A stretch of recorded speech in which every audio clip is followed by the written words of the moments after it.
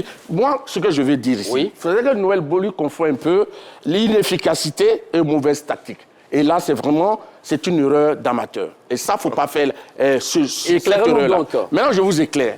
Ici, l'Égypte qui a eu peur de la Côte d'Ivoire. Vous croyez? Oui, non, clairement, M. Magat. Ici, on nous a dit que nous étions dithyrambiques et que chaque fois, nous disions qu'on soutenait l'équipe de Côte d'Ivoire, mais c'est la preuve. Quand on voit que l'Égypte choisit clairement de jouer bloc bas, de mettre un autobus devant sa défense et de faire les attaques à 2 ou à 3 sur les ailes de la Côte d'Ivoire, mais Fayet a eu du répondant.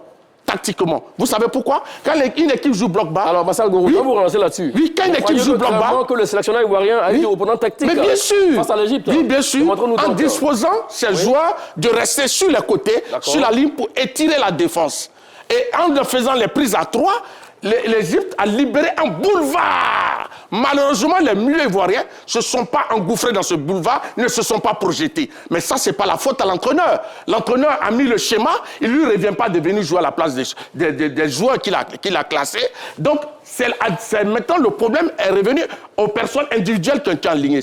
Tactiquement, Fayet a eu du répondant. Et en plus, vous avez vu les latéraux ivoiriens. Lorsque Guela montait, lorsque Ghislain montait, mais ça criait de la frayeur de la défense adverse. Et c'est ça aussi la tactique. Et ça met la panique sur le but que vous avez vu. Exactement. Et ça, c'est du répondant tactique.